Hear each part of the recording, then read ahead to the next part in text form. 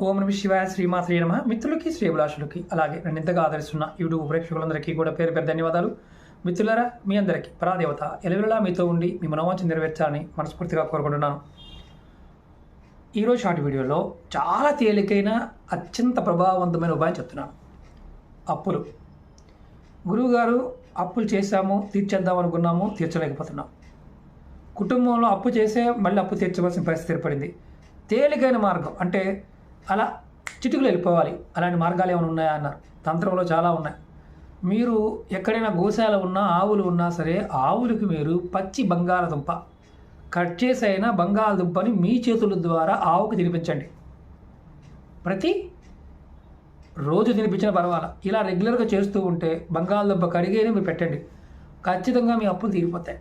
100% guarantee. ప్రయత్నించేయండి, ఫలితాన్ని పొందండి. ఓం నమ శివాయ శ్రీమాత్రే నమః.